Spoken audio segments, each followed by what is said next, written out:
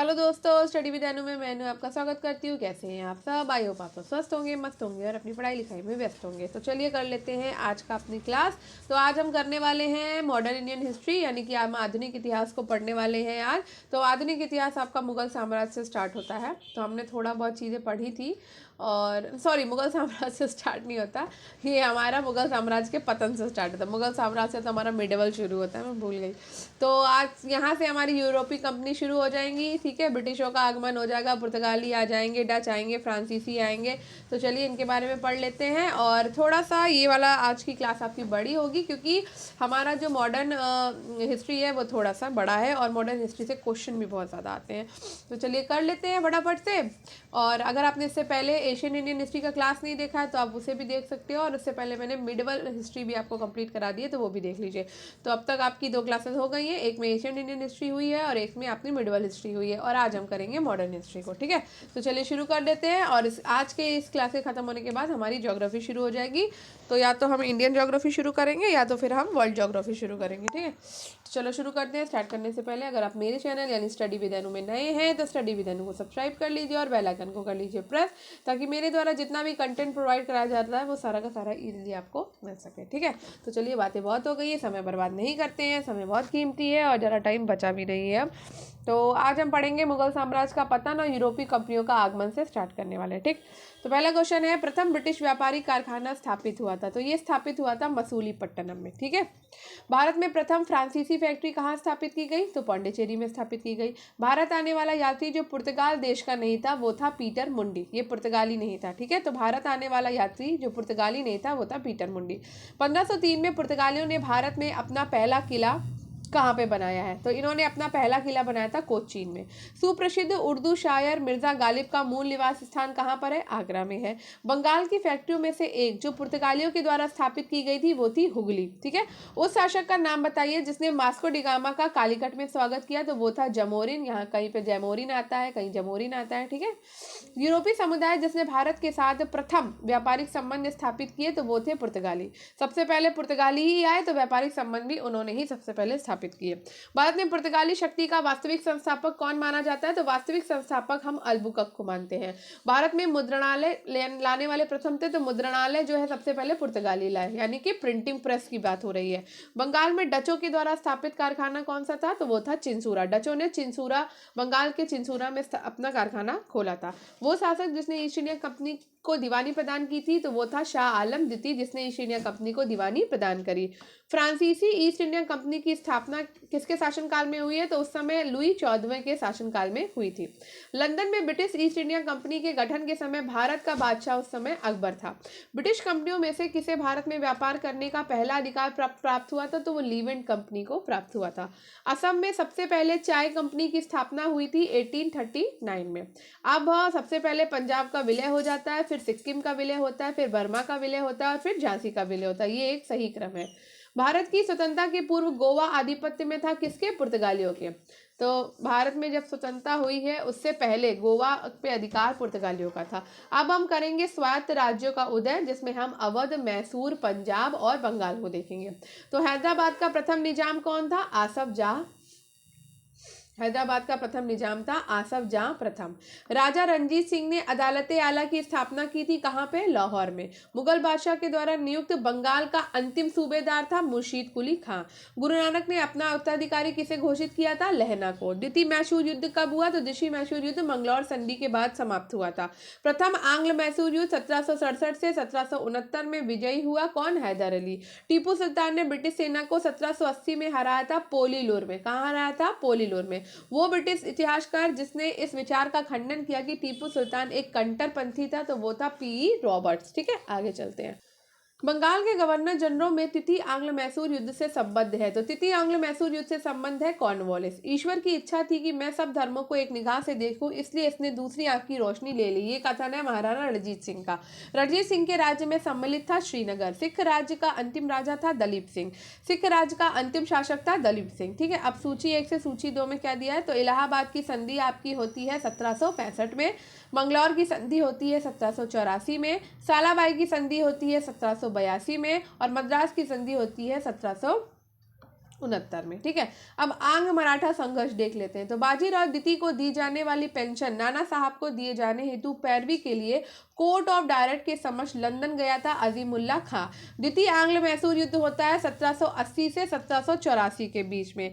द्वितीय आंग्ल फ्रांसीसी युद्ध होता है 1750 से 1754 में। द्वितीय आंग्ल मराठा युद्ध होता है 1803 से 1805 में। द्वितीय आंग्ल अफगान युद्ध होता है 1878 से 1880 में।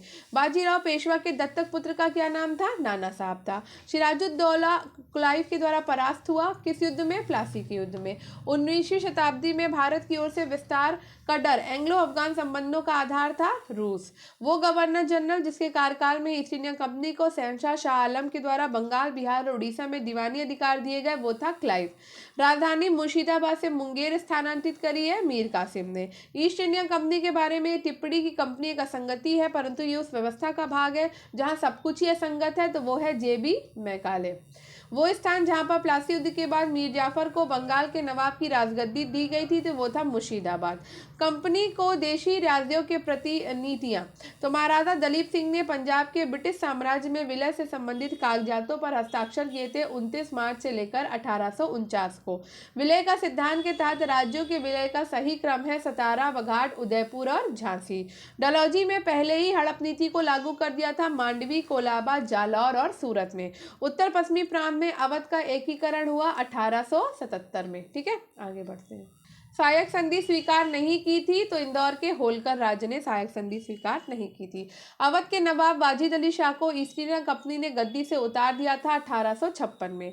डलहौजी ने कुशासन के आधार पर अवध का विलय किया 1856 में। रिंग फेंस की नीति से नाम जुड़ा है वॉरेन हेस्टिंग का। अब चलेंगे ब्रिटिशकालीन राजस्व एवं न्यायिक सुधार में। तो धर्मार्थ बंदोबस्ती अधिनियम पारित किया गया था 1890 में। भारतीय सिविल सेवा के लिए एक अलग परीक्षा का प्रावधान किया गया जो भारत में होनी थी, भारत सरकार अधिनियम 1919 में। कोड ऑफ सिविल प्रोसीजर है 1859 में लागू हुआ। इंडियन पीनल कोड 1860 में लागू हुआ। क्रिमिनल प्रोसीजर कोड 1862 में लागू हुआ और पुलिस एक्ट 1861 में लागू हुआ। 18वीं शताब्दी के उत्तरार्ध में प्रायः कंपनी बहादुर की शानो शौकत का स्थानीय प्रतिनिधि कहा जाता था दरोगा। मनुष्यों के पहचान हेतु उंगलियों के निशान का दुनिया भर में प्रथम बार 1860 उपयोग भारतवर्ष में किया था विलियम हर्शेल ने। मैकाले का संबंध किससे है? कानूनों के संग्रह से है। नेक्स्ट है ब्रिटिश शासन पर भारत का आर्थिक प्रभाव। तो भारतीय दुर्भिक्ष संहिता 1883 का निर्माण स्ट्रेची आयोग के द्वारा किया गया। 18वीं शताब्दी के पूर्वार्ध में बंगाल से निर्यात होने वाली सबसे महत्वपूर्ण वस्तु थी शोरा, कच्चा रेशम, चीनी और अफीम। 1918 में भारतीय उद्योग आयोग के सदस्य के रूप में किसने अपनी रिपोर्ट अलग से प्रस्तुत की थी? तो वो थे M.R. Jayakar.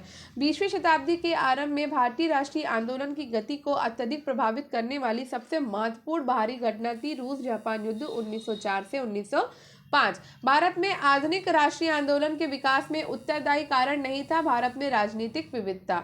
Indian civil service परीक्षा में उत्तीर्ण होने वाले प्रथम भारतीय थे सत्येंद्र नाथ टैगोर।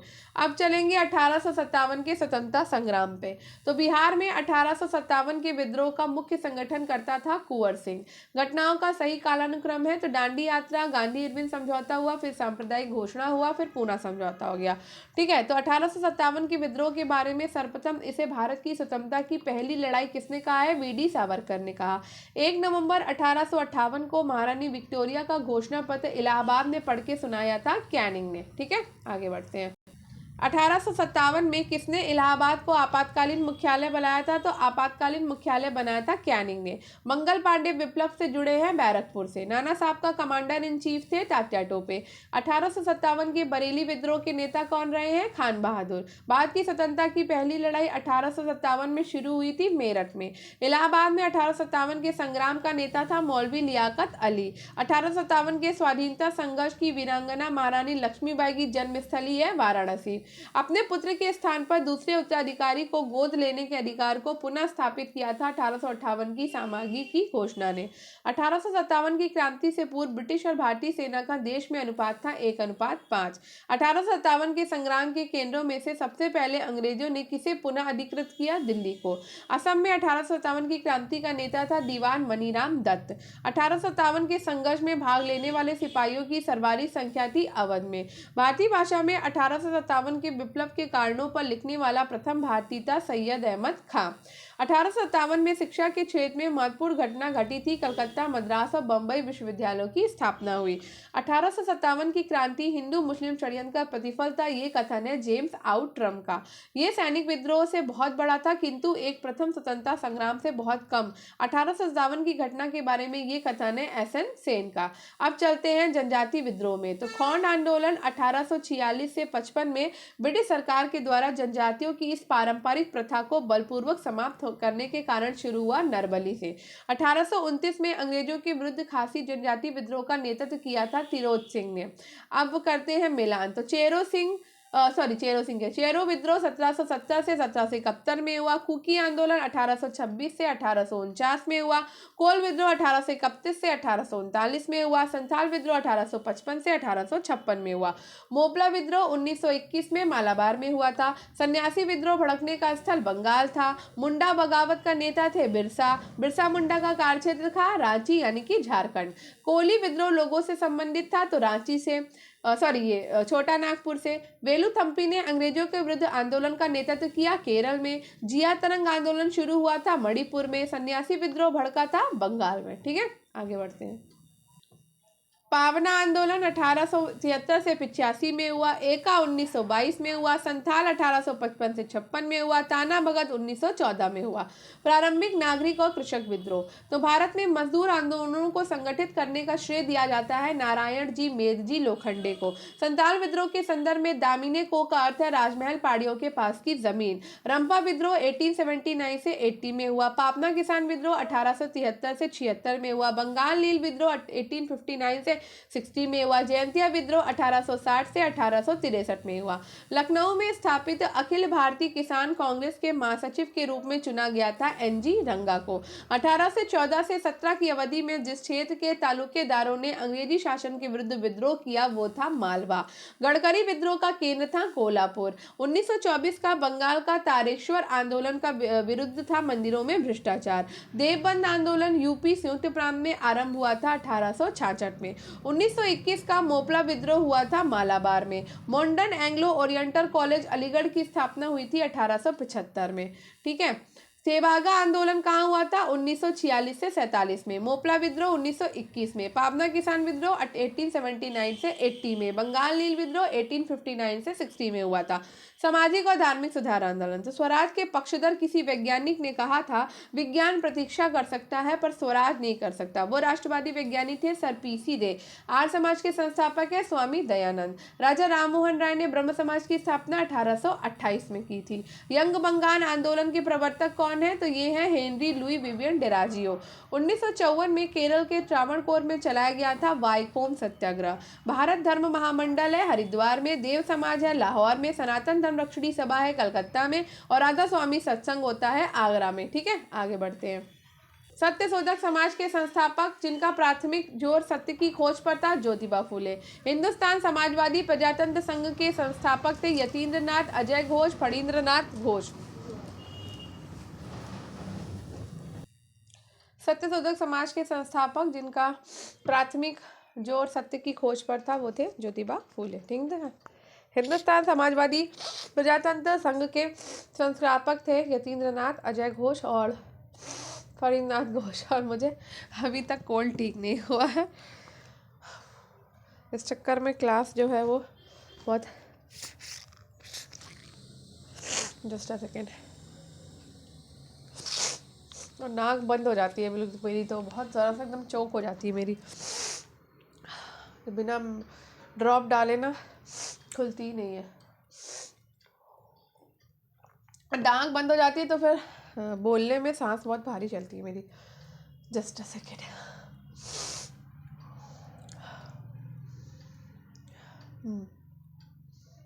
हिंदुस्तान समाजवादी प्रजातंत्र संघ के संस्थापक थे यतीन्द्रनाथ अजय घोष और फणींद्रनाथ घोष। ठीक है, ज्योतिबा फूले संबंधित है जाति विरोधी आंदोलन से। महाराष्ट्र का सुकरात कहा जाता है एम.जी. रानाडे को। शुद्धि आंदोलन का समर्थन किया था आर्य समाज ने। सती विरोधी आंदोलन में राजा राममोहन राय के विरुद्ध बंगाल में रूढ़िवादियों का नेतृत्व किया था राधाकांत देव ने। ठीक है, वो समाज सुधारक जिसने 1826 के ज्यूरी अधिनियम का घोर विरोध किया, तो वो थे Raja Rammohan Roy. Asiatic Society of Bengal की स्थापना किसने करी है? तो विलियम जोन्स ने करी है। दलित वर्गों का संघ स्थापित किया था भीमराव अंबेडकर ने। महाराष्ट्र में प्रार्थना समाज के मुख्य संचालक हैं एमजी रानाडे। बाल विवाह प्रथा को नियंत्रित करने हेतु वर्ष 1872 के सिविल मैरिज एक्ट ने लड़कियों के विवाह की न्यूनतम उम्र निर्धारित की है 14 वर्ष। महाराष्ट्र में प्रार्थना समाज स्थापित हुआ केशव चंद्र सेन के नेतृत्व में। 19वीं शताब्दी के दौरान होने वाले वहाबी आंदोलन का मुख्य केंद्र था पटना। शारदा अधिनियम के अंतर्गत लड़कियों और लड़कों के विवाह की न्यूनतम आयु क्रमशः थी 14 वर्ष और 18 निर्धारित की गई। सर्वेंट ऑफ इंडिया सोसाइटी के संस्थापक थे जी के गोखले। पश्चिमी भारत के डी के कर्वे का नाम निम्नलिखित में से किस संदर्भ में आता है? तो स्त्री शिक्षा और विधवा पुनर्विवाह में आता है। राधा स्वामी सत्संग के संस्थापक हैं शिवदयाल साहब। महाराष्ट्र में विधवा पुनर्विवाह हेतु अभियान का नेतृत्व किया था विष्णु परशुराम पंडित ने। और वो बंगाली नेता जिसने धार्मिक सुधारों का विरोध किया और रूढ़िवादिता का समर्थन किया वो थे राधाकांत देव। यदि भगवान अस्पृश्यता को सहन करते तो मैं उन्हें कभी भगवान नहीं मानूंगा, ये कथन है बाल गंगाधर तिलक का। इंग्लैंड में राजा राममोहन राय की मृत्यु हुई है 1833 में। अब चलते हैं आधुनिक भारत में शिक्षा और प्रेस के विकास में। अंग्रेजों के द्वारा लाई गई नीति अधोमुखी रिसाव सिद्धांत इस तंत्र से संबंधित थी शिक्षा से। एशियाटिक सोसाइटी ऑफ बंगाल के संस्थापक हैं Sir William Jones. Fort William College Calcutta की स्थापना का मुख्य उद्देश्य था ब्रिटिश अधिकारियों को भारतीय भाषाओं की शिक्षा देना। वर्नाकुलर प्रेस अधिनियम 1878 के लिए विपरीत गामी और संगत शब्द का उपयोग किया था अर्स्काइन पेरी ने। भारत की शैक्षणिक नीति में फिल्टरेशन सिद्धांत के प्रतिपादक हैं Macaulay. Asiatic Society of Bengal के संस्थापक हैं सर विलियम जोन्स। भारतीय विश्वविद्यालयों में धार्मिक शिक्षा के लिए प्रबल रूप से वकालत की थी मदन मोहन मालवीय ने। इस एशियाटिक सोसाइटी ऑफ बंगाल के संस्थापक हैं Sir William Jones. Fort William College Calcutta की स्थापना का मुख्य उद्देश्य था ब्रिटिश अधिकारियों को भारतीय भाषाओं की शिक्षा का देन देना। वर्नाकुलर प्रेस अधिनियम 1878 के लिए विपरीत गामी और संगत शब्द पर उपयोग किया था अर्स्काइन पेरी ने। भारत की शैक्षणिक नीति में फिल्टरेशन सिद्धांत के प्रतिपादक हैं Macaulay. Asiatic Society of Bengal के संस्थापक हैं सर विलियम जोन्स और भारतीय विश्वविद्यालयों में धार्मिक शिक्षा के लिए प्रबल रूप से वकालत की थी मदन मोहन मालवीय ने। हंटर कमीशन की रिपोर्ट में विकास पर विशेष जोर दिया था प्राथमिक शिक्षा पे। सैडलर आयोग किससे संबंधित है? तो शिक्षा से संबंधित है। काशी विद्यापीठ के संस्थापक हैं बाबू श्री प्रसाद गुप्त। भारत में अंग्रेजों ने प्रथम मदरसा स्थापित कहाँ पर किया था? कलकत्ता में। 1857 में भारत में विश्वविद्यालयों की स्थापना के समय इंग्लैंड के विश्वविद्यालयों को प्रतिमान के रूप में लिया गया था लंदन में। डेक्कन एजुकेशनल सोसाइटी की स्थापना बीजी तिलक ने करी है। हिंदी का पहला समाचार पत्र है उदन मांटन जो कि 30 मई 1826 को प्रकाशित हुआ था। कहाँ पर? कोलकाता में।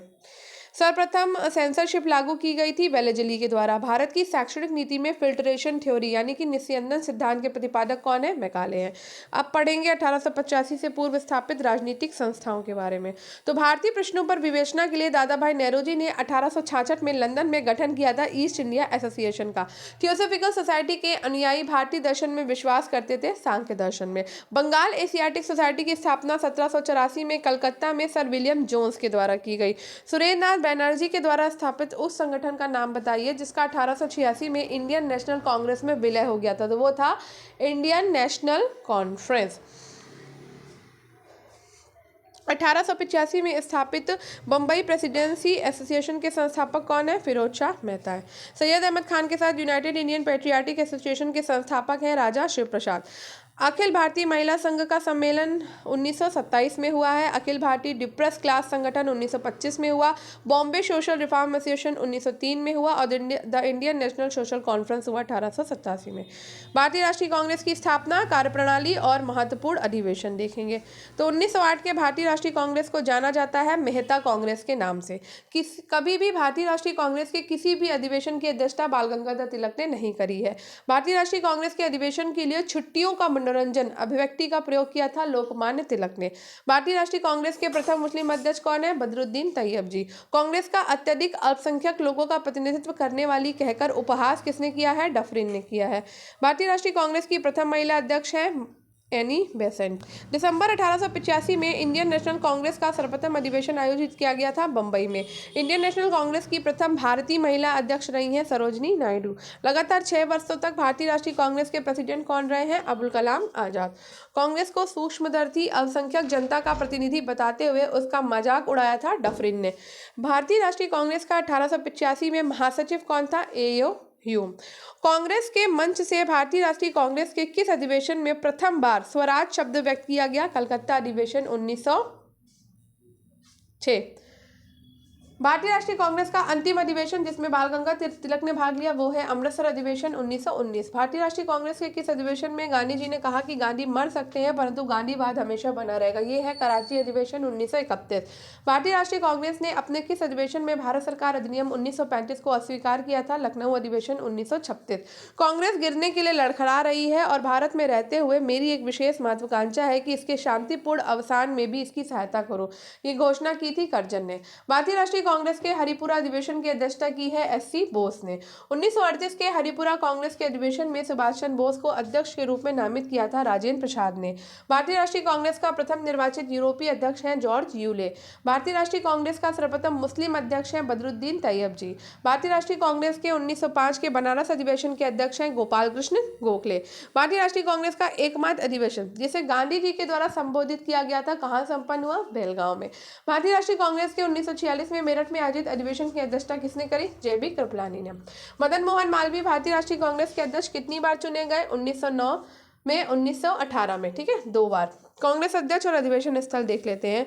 तो डॉक्टर एम.ए. अंसारी मद्रास से हैं, पुरुषोत्तम दास टंडन नासिक, सरोजनी नायडू ने कानपुर का किया था और सुभाष चंद्र बोस ने हरिपुरा का। तो यहाँ पे 2 का मुझे अच्छे से याद है। सरोजनी नायडू का कानपुर 1925 में अधिवेशन हुआ है और सुभाष चंद्र बोस का हरिपुरा 1938 में। और इसके अलावा सुभाष चंद्र बोस ने एक और किया था 39 वाला, जिसमें बाद में मतभेद हो गया और उसके बाद राजेंद्र प्रसाद उसके अध्यक्ष बने थे, ठीक है। भारतीय राष्ट्रीय कांग्रेस का उदारवादी चरण 1885 से 1905 तक। तो कभी भी भारतीय राष्ट्रीय कांग्रेस के किसी भी अधिवेशन की अध्यक्षता बाल गंगाधर तिलक ने नहीं करी। करजन ने प्रांतीय सीमाओं को पुनर्गठित करने का निर्णय लिया और पूर्वी बंगाल और आसाम नामक एक नया प्रांत बनाया गया। ये कथन सत्य है असैनिक प्रशासन 1905 के संदर्भ में। महाराष्ट्र में गणपति पर्व का श्री गणेश किया था बीजी तिलक ने। किसने भारतीय राष्ट्रीय कांग्रेस पर प्रार्थना याचना तथा विरोध की राजनीति करने का आरोप लगाया? बाल गंगाधर तिलक ने। स्वराज शब्द का प्रयोग सर्वप्रथम किसने किया? बाल गंगाधर तिलक ने। गोपाल कृष्ण गोखले ने भारत सेवक मंडल सर्वेंट्स ऑफ इंडिया सोसाइटी की स्थापना 1905 में करी। पारंपरिक गणपति त्योहार को राष्ट्रीय त्योहार में बदल दिया और इसे एक राजनीतिक रंग दिया था तिलक ने। अब चलते हैं बंगाल विभाजन और स्वदेशी आंदोलन पे। तो वंदे मातरम भारतीय राष्ट्रीय आंदोलन का शीर्ष गीत बना स्वदेशी आंदोलन में। ब्रिटिश पत्रकार एच.डब्ल्यू. नेविल्सन जुड़े थे स्वदेशी आंदोलन से। क्रांतिकारी संगठन अभिनव भारत समाज की स्थापना की थी विनायक दामोदर सावरकर ने। बंगाल का विभाजन करने वाला गवर्नर जनरल था करजन। विदेशी कपड़ों को जलाना एक निष्ठुर बर्बादी था, ये कहना है रविन्द्रनाथ टैगोर का। बंगाल के विभाजन के समय बंगाल का लेफ्टिनेंट गवर्नर था एंड्रयूज फेजर। स्वदेशी के समर्थक हैं दादा भाई नेरोजी। 1904 से लगातार भारत को स्वशासन देने पर बल दिया था दादा भाई नेरोजी ने, जिसके चलते रविन्द्रनाथ ठाकुर ने आमार सोनार बांग्ला नामक गीत की रचना करी, वो है सविनय अवज्ञा आंदोलन। ब्रिटिश वस्त्रों के बहिष्कार का सुझाव सबसे पहले दिया था कृष्ण कुमार मित्र ने। बंगाल के विभाजन 1905 के विरोध में हुए आंदोलन का नेतृत्व किया था सुरेंद्र नाथ बैनर्जी ने। स्वदेशी आंदोलन का नेतृत्व दिल्ली में किया है सैयद हैदर रजा ने। मद्रास में स्वदेशी आंदोलन का नेतृत्व किया था चिदम्बरम पिल्ले ने। विदेशी वस्त्रों की बर्बादी ही उनके साथ सर्वोत्तम व्यवहार है, ये कथन है महात्मा गांधी का। 1905 में बंगाल विभाजन के परिणाम स्वरूप गठित हुआ पूर्वी बंगाल के मुस्लिम बाहुल्य प्रांत का निर्माण। अब कांग्रेस का सूरत विघटन और क्रांतिकारी क्रांतिकारी आंदोलन, ठीक है। तो चेतन रूप से धर्मनिरपेक्ष विचारक थे भगत सिंह। काकोरी षड्यंत्र केंद्र में प्रधान आरोपी पंडित रामप्रसाद बिस्मिल को उत्तर प्रदेश के शहर में गोरखपुर में फांसी दी गई थी। क्रांतिकारी जो काकोरी ट्रेन कांड से संबंधित नहीं था वो था खुदीराम बोस। गदर पार्टी की स्थापना 1913 में हुई। बर्लिन में इंडियन इंडिपेंडेंस कमेटी की स्थापना 1916 में की गई। केंद्रीय असेंबली बम कांड 1929 में हुआ था और चटगांव शस्त्रागार छापा जो है वो 1930 में हुआ, ठीक है। आगे बढ़ते 1926 में गठित नौजवान सभा में प्रारंभिक सदस्य नहीं थे कौन? अंबिका चक्रवर्ता या चक्रवर्ती। किसानों को स्वयं केवल विदेशी जंजीर से ही आजाद नहीं कराना है अपितु जमींदारों और पूंजीवादियों से भी आजाद कराना है, ये कथन है भगत सिंह का। अक्टूबर 1924 में हिंदुस्तान रिपब्लिक एसोसिएशन का गठन किया था कानपुर में। वो महिला क्रांतिकारी जिसको सूरसेन के साथ गिरफ्तार किया गया था वो थी कल्पना दत्त। काकोरी कांड मुकदमे में सरकारी वकील हैं जगत नारायण मुल्ला। काकोरी षड्यंत्र कांड का वो एकमात्र क्रांतिकारी जो पुलिस गिरफ्तारी से बच निकला था वो थे चंद्रशेखर आजाद। हिंदुस्तान रिपब्लिक एसोसिएशन का गठन 1924 में किया गया था कानपुर में। भारतीय शांति के जनक हैं बीजी तिलक। कारागार जिसमें पंडित रामप्रसाद बिस्मिल को फांसी दी गई थी गोरखपुर। कारागार जिसमें पंडित रामप्रसाद बिस्मिल को फांसी दी गई थी वो है गोरखपुर। युग्म जिसको इंग्लैंड में अंग्रेज अधिकारियों की हत्या के आरोप में फांसी की सजा मिली बदन लाल ढींगरा और उद्यम सिंह। भारतीय स्वतंत्रता के लिए फांसी पाने वाले प्रथम रिकॉर्डेड मुस्लिम का नाम था अशफाक उल्लाह खां। वो महिला क्रांतिकारी जिसने दीक्षांत समारोह में अपनी उपाधि यानी कि डिग्री ग्रहण करते समय गवर्नर जनरल कुलाधिपति पे गोली चलाई वो है बीना दास। लाला लाजपत राय ने अपना राजनीतिक गुरु माना था मैजनी को। आलोचना और स्वतंत्र चिंतन एक क्रांतिकारी की दो विशेषताएं हैं, ये कथन है भगत सिंह का। प्रथम भारतीय जिसको पत्रकार के रूप में अपने कर्तव्य निर्वहन के लिए जेल भेजा गया वो है बाल गंगाधर तिलक। क्रांति की तलवार विचारों के उभरे हुए पत्थर पर तेज की जाती है, ये कहा गया था भगत सिंह को। लाहौर षड्यंत्र मुकदमे के परिणाम स्वरूप फांसी हुई भगत सिंह, राजगुरु और सुखदेव को। कांग्रेस पर अनुनय विनय और विरोध की राजनीति करने का आरोप लगाया था बीजी तिलक ने। मुस्लिम लीग गठन और कार्यप्रणाली। MLNG दल का निजी अर्धसैनिक संगठन था अखिल भारतीय मुस्लिम लीग। मुस्लिम लीग और भारतीय राष्ट्रीय कांग्रेस के बीच राजनीतिक गतिरोध को दूर करने के लिए CR फॉर्मूला बनाया था राजगोपालाचारी ने। 1907 में मुस्लिम लीग का वार्षिक अधिवेशन हुआ था कराची में। 31 दिसंबर 1928 को दिल्ली में हुए सर्वदलीय मुस्लिम सम्मेलन की अध्यक्षता की थी आगा खान ने। मुस्लिम लीग का वो अधिवेशन जिसमें MA जिन्ना ने अपना 14 सूत्री प्रस्ताव रखा था 1929 में। मुस्लिम लीग के किस अधिवेशन में दो राष्ट्र के सिद्धांत का प्रतिपादन हुआ? लाहौर अधिवेशन 1940 में। 1940 में मुस्लिम लीग के अधिवेशन में पाकिस्तान के सृजन का प्रस्ताव रखा था खली कुज्जम्मा। वो तिथि थी जब मुस्लिम लीग ने पाकिस्तानी दिवस मनाया था 23 मार्च 1943 को। वो तिथि मुस्लिम लीग ने सीधी कार्यवाही दिवस हेतु सुनिश्चित की थी वो है 16 अगस्त 1946। दिल्ली दरबार और बंगाल विभाजन का निरस्तीकरण। अंग्रेजों के द्वारा दिल्ली को राजधानी बनाया गया था 1911 में। बंगाल का एकीकरण कब संपन्न हुआ? 1912 में। अब चलते हैं लखनऊ समझौता पर यानी कि लखनऊ पैक्ट पे। तो भारतीय राष्ट्रीय कांग्रेस का वो अधिवेशन जिसमें बाल गंगाधर तिलक ने कहा कि स्वराज हमारा जन्मसिद्ध अधिकार है और मैं इसे लेकर रहूंगा, तो उन्होंने कहा था लखनऊ अधिवेशन 1916 में। 1916 में मुस्लिम लीग और कांग्रेस के बीच समझौता कराया बाल गंगाधर तिलक ने। अधिवादियों और उदारवादियों ने पुनर्मिलन की प्रक्रिया में प्रमुख शिल्पी था एनी बेसेंट। दिसंबर 1916 में इंडियन नेशनल कांग्रेस और इंडियन मुस्लिम लीग ने एक ही समय अपने अधिवेशन आयोजित किए थे। कहाँ पे? लखनऊ में। होम रूल आंदोलन। तो इंडियन होम रूल सोसाइटी स्थापित हुई थी 1905 ईस्वी में लंदन में श्यामजी कृष्ण वर्मा के द्वारा। वो जिन्होंने कांग्रेस के बनारस अधिवेशन की अध्यक्षता की वो थे गोपाल कृष्ण गोखले। सूरत फूट के बाद उन्होंने उदारवादियों का नेतृत्व किया और उन्होंने दक्षिण अफ्रीका पहुंचकर गांधी जी के साथ महत्वपूर्ण सेवा करी और उन्होंने सर्वेंट्स ऑफ इंडिया सोसाइटी की स्थापना भी करी है। आंदोलन जिसमें गांधी जी संबंधित नहीं थे, तो होम रूल आंदोलन से वो संबंधित नहीं है। तिलक को लोकमान विशेषण दिया गया होम रूल आंदोलन के समय। National liberation federation of India अस्तित्व में आया है कांग्रेस में धर्मपंथियों और उग्रवादियों के मतभेद के कारण। होम रूल आंदोलन का मुख्य ध्येय था भारत में ब्रिटिश साम्राज्य के अंदर स्वशासन प्राप्त करना। प्रथम विश्व युद्ध के दौरान आंदोलन जो भारत में लोकप्रिय हुआ वो था होम रूल आंदोलन। भारतीय शांति के जनक के रूप में जाने जाते हैं लोकमान्य तिलक। बाल गंगाधर तिलक को भारतीय अराजकता का पिता कहा था वेलेंटाइन शिरोल ने। अब चलते हैं गांधीवादी युग के प्रारंभ पे और दक्षिण अफ्रीका से रॉलेट एक्ट सत्याग्रह तक। ठीक है, तो नील की खेती के संबंध में चंपारण में महात्मा गांधी को आमंत्रित किया था राजकुमार शुक्ला ने। गांधी जी ने साबरमती आश्रम की स्थापना कब की? 1917 में करी। वल्लभ भाई पटेल को सरदार की उपाधि दी गई थी बारदोली की महिलाओं के द्वारा। रविन्द्रनाथ टैगोर को अंग्रेजी सरकार ने सर की उपाधि 1915 में दी, जिसे उन्होंने जलियांवाला बाग नरसंहार के बाद लौटा दिया था 1919 में। क्रांतिकारी नेता कलकत्ता के क्रूर पुलिस कमिश्नर चार्ल्स टेगार्ड की हत्या का प्रयास किया था, वो थे गोपीनाथ शाह। खादी को स्वतंत्रता की वर्दी कहा है महात्मा गांधी ने। MK गांधी ने निम्नलिखित भारतीय राष्ट्रीय कांग्रेस के अधिवेशनों में से किस एक में सर्वप्रथम भाग लिया? तो वो था कलकत्ता अधिवेशन 1901। गांधी जी ने सत्याग्रह शस्त्र का उपयोग सर्वप्रथम किया था दक्षिण अफ्रीका में। सत्याग्रह शब्द को गढ़ा था महात्मा गांधी ने। महात्मा गांधी ने भारत में अपना पहला जनभाषण दिया था वाराणसी में। महात्मा गांधी को आदेशित किया था कि वो भारत में प्रथम वर्ष खुले कान पर मुंह बंद करके व्यतीत करें गोपाल कृष्ण गोखले ने। भारतीय राष्ट्रीय कांग्रेस के अधिवेशन में गांधी जी को चंपारण के किसानों की समस्याओं से अवगत कराया गया लखनऊ अधिवेशन 1916 में। गांधी जी ने बंधुआ मजदूरों को मुक्त कराने का अभियान आरंभ किया था पटना में। गोखले के राजनीतिक गुरु हैं MG रानाडे और गांधी के राजनीतिक गुरु हैं गोखले। MK गांधी ने हिंद स्वराज लिखी है 1909 में। जलियांवाला बाग हत्याकांड हुआ 13 अप्रैल 1919 को। आंदोलन में महात्मा गांधी ने पहली बार भूख हड़ताल का प्रयोग हथियार के रूप में किया, अहमदाबाद की हड़ताल। चंपारण में 3 कठिया प्रथा का तात्पर्य है 3/20 भूभाग पर नील की खेती करना।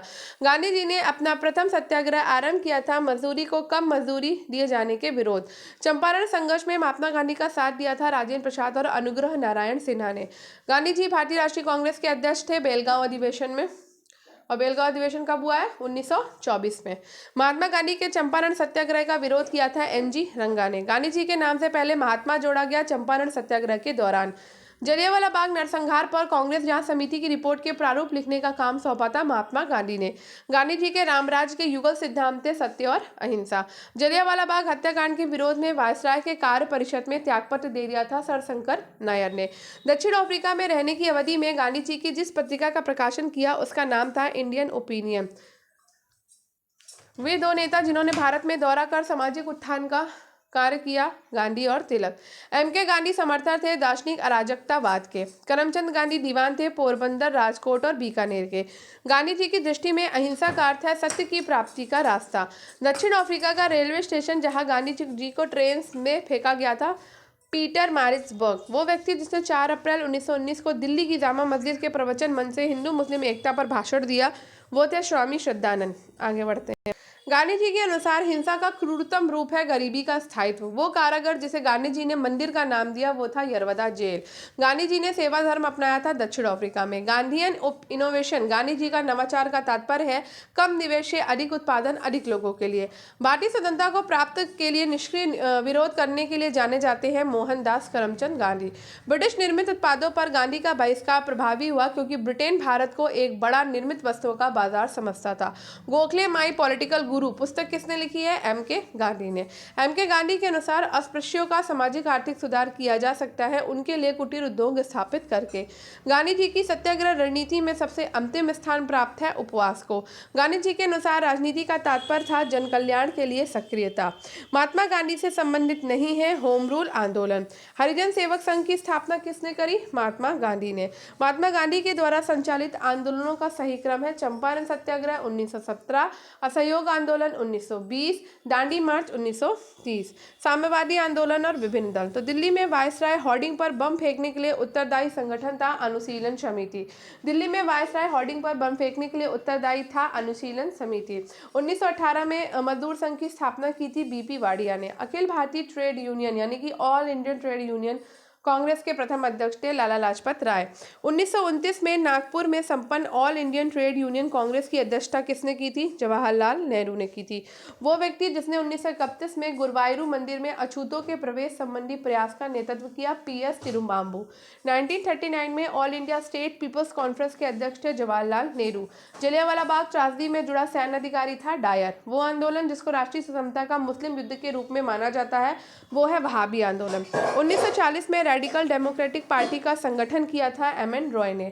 सौमेंद्र नाथ टैगोर के द्वारा स्थापित दल का नाम है क्रांतिकारी साम्यवादी दल।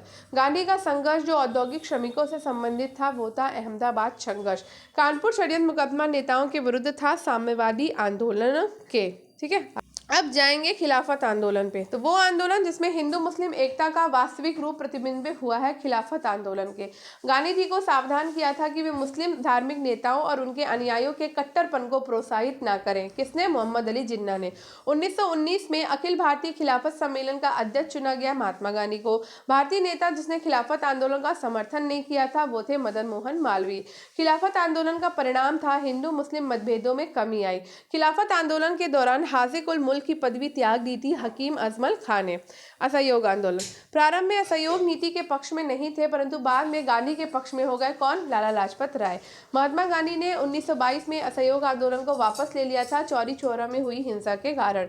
1 वर्ष के अंतर्गत स्वराज की प्राप्ति लक्ष्य था असहयोग आंदोलन का। खिलाफत आंदोलन के साथ आरंभ किया गया था असहयोग आंदोलन को। चौरी चौरा किस जनपद में है? गोरखपुर में। 1 वर्ष के भीतर स्वराज की प्राप्ति लक्ष्य था असहयोग आंदोलन का। 1920 के नागपुर के भारतीय राष्ट्रीय कांग्रेस के अधिवेशन में असहयोग के प्रस्ताव को प्रस्तावित किया था C.R. दास ने। महात्मा गांधी के द्वारा चलाया गया प्रथम जन आंदोलन था असहयोग आंदोलन। असहयोग आंदोलन के दौरान विदेशी कपड़ों को जलाया जाना एक निष्ठुर बर्बादी बताया था रविन्द्रनाथ टैगोर ने। असहयोग आंदोलन को समर्थन दिया परंतु इसके परिणाम नहीं देख सके। कौन? बाल गंगाधर तिलक। चौरी चौरा की घटना के समय महात्मा गांधी कहाँ थे? बारदोली में। ब्रिटिश सरकार ने महात्मा गांधी को जो उपाधि दी, जिसे उन्होंने असहयोग आंदोलन में वापस कर दी थी, वो थी कैसरे हिंद की। महात्मा गांधी के साथ वो मुसलमान जिसने बाल गंगाधर तिलक की अर्थी उठाई थी, वो थे शौकत अली। 1921 से 22 के असहयोग आंदोलन का मुख्य प्रतिफल था हिंदू मुस्लिम एकता। असहयोग आंदोलन के दौरान अपनी वकालत छोड़ दी थी किसने? चित्तरंजन दास ने। दिल्ली में 24 फरवरी 1922 को आयोजित अखिल भारतीय कांग्रेस समिति की बैठक में असहयोग आंदोलन वापस लेने के लिए गांधी जी के विरुद्ध निंदा प्रस्ताव प्रस्तुत किया था डॉक्टर मुंजे ने।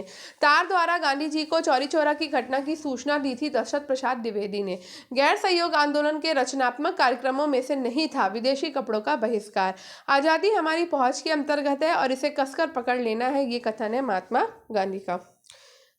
अब चलेंगे किसान आंदोलन और किसान सभाओं के गठन पे। तो 1918 के संयुक्त प्रांत किसान सभा के गठन में इस नेता का योगदान नहीं था, किसका? बाबा का। तो अवध में हुए एका आंदोलन का मुख्य उद्देश्य लगान का नगद में परिवर्तन करना। 1918 के संयुक्त प्रांत किसान सभा का गठन किया था इंद्र नारायण द्विवेदी ने। ट्रेड यूनियन दिल्ली संबद्ध था। तो भारतीय मजदूर संघ 1955, Bharatiya Janata party, Indian national trade union Congress 1947, भारतीय राष्ट्रीय Congress, United trade union Congress 1949, communist Party of India मार्क्सवादी और all India trade union Congress 1920, communist Party of India. वो क्षेत्र जहां बाबा रामचंद्र ने किसानों को संगठित किया था वो था अवध। देवागा आंदोलन कब हुआ? 1946 में। किससे संबंधित था? किसानों से। भारत के बाहर क्रांतिकारी गतिविधियों को देख लेते हैं। तो गदर आंदोलन के प्रमुख नेता कौन है? लाला हरदयाल है। अभिनव भारत नामक क्रांतिकारियों का एक गुप्त संगठन किसने बनाया? वीडी सावरकर ने। गदर पार्टी की स्थापना 1913 में सैन फ्रांसिस्को अमेरिका में किसने करी? लाला हरदयाल ने की। प्रथम महायुद्ध के दौरान कहां पर भारत की एक अंतिम सरकार बनी जिसके प्रेसिडेंट राजा महेंद्र प्रताप थे? तो वो थी अफगानिस्तान। गदर पार्टी के नेता लाला हरदयाल। गदर पार्टी की स्थापना हुई कहां? संयुक्त राज्य अमेरिका, सैन फ्रांसिस्को में। कामागाटा मारू क्या था? तो कामागाटा मारू कनाडा की यात्रा पर निकला एक जलपोत था। संयुक्त राज्य अमेरिका में भारतीय क्रांतिकारियों के द्वारा प्रकाशित किया जाने वाला पत्र गदर कितनी भाषाओं में लिखा जाता था? 4 भाषाओं में। अब चलते हैं स्वराज पार्टी का गठन कर लेते हैं। तो स्वराज पार्टी के गठन से संबंधित है CR दास और मोतीलाल नेहरू। स्वराज पार्टी के गठन में कौन शामिल था? लाला लाजपत राय। गांधी के साथ चंपारण सत्याग्रह में भाग लेने वालों में सम्मिलित थे राजेंद्र प्रसाद और अनुग्रह नारायण सिन्हा। स्वराज पार्टी के संस्थापक कौन है? CR दास और मोतीलाल नेहरू। देशबंधु के नाम से कौन जाना जाता है? चित्तरंजन दास। 1929 में जारी किए गए दीपावली घोषणा पत्र का संबंध था डोमिनियन स्टेट्स। स्वराज पार्टी निर्माण के लिए कांग्रेस के अध्यक्ष पद में त्यागपत्र दिया था CR दास ने। स्वतंत्रता पूर्व भारत में किसने केंद्रीय विधानसभा में स्वराज दल का समर्थन किया था? MA जिन्ना ने। स्वराज पार्टी से संबंधित है SR जयकर। अब चलेंगे साइमन कमीशन और नेहरू रिपोर्ट पे। साइमन कमीशन ने यात्रा नहीं की गई थी ग्वालियर में। भारत में साइमन कमीशन के बहिष्कार के प्रमुख कारण थे सभी सदस्य अंग्रेज थे। किसके सुझावों पर भारतीयों को साइमन कमीशन से बाहर रखा गया? इरविन के सुझाव पे। साइमन कमीशन भारत कब आया? 1928 में। सर्वप्रथम भारत के लिए औपनिवेशिक स्वराज की मांग की थी सर तेज बहादुर स्प्रू और जयकर ने। साइमन गो बैक के नारे का निर्माण किया था यूसुफ मेहर अली ने। फरवरी 1928 में आयोजित सर्वदलीय सम्मेलन के अध्यक्ष थे डॉक्टर MA अंसारी। कांग्रेस का लाहौर अधिवेशन और पूर्ण स्वराज। तो जब वह वर्ष जब इंडियन नेशनल कांग्रेस ने पूर्ण स्वाधीनता को अपना लक्ष्य अंगीकृत किया 1929। पूर्ण स्वराज का प्रस्ताव पारित हुआ था जब भारतीय राष्ट्रीय कांग्रेस के अध्यक्ष थे जवाहरलाल नेहरू। भारतीय राष्ट्रीय कांग्रेस का अधिवेशन जिसमें संपूर्ण स्वाधीनता की शपथ ली गई थी लाहौर अधिवेशन 1929।